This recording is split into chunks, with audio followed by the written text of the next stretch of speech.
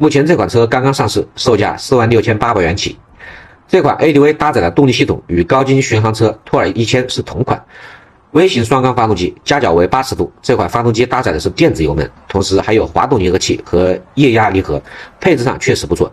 同时，这款 ADV 还搭载了弯道 ABS 牵引力控制系统，通过博世的6轴 IMU 来接受动态反馈。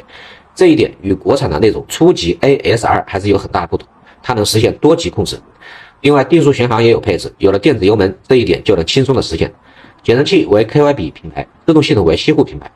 两个版本分别为舒适版和拉力版，舒适版更适合铺装道路的行驶，拉力版则对非铺装道路的适应性更好。但是拉力版的硬核程度有限，从190毫米的离地间距和前后160毫米的减震行程可以知道，所谓的拉力版并不是那种纯粹的拉力车，只是略微加强了烂路通过能力而已。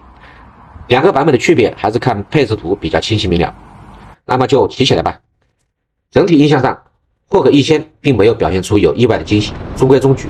没有什么大的毛病，动力、操控、骑行姿态上都还不错。虽然是公升级的 ADV， 整备质量达到了260多公里，但是操控并不差，高速巡航时的稳定性也很好，动力上也完全够用。就这些基础设定来说，霍克1000并不差。但主要的槽点还是在调教上，这也是国产大排量车型与进口车差距最大的部分。例如发动机电子油门标定的细腻程度上，霍克1000的油门在空转时并不稳定，发动机转速很难在短时间内按照你的意愿停留在某个转速区间，它需要有一段时间的缓冲才能稳定下来，这就导致了这套电子油门系统需要花一点时间来适应。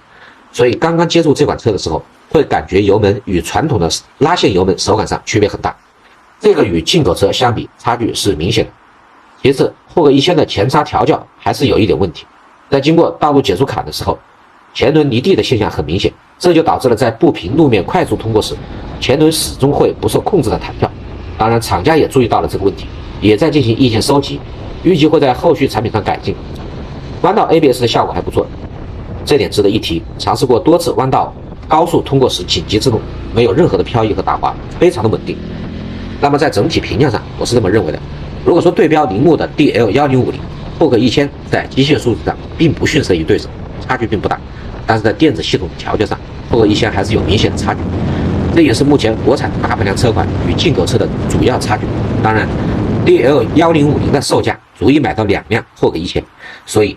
价格便宜、量大管饱，依然是现今阶段国产大排机车的主要优势。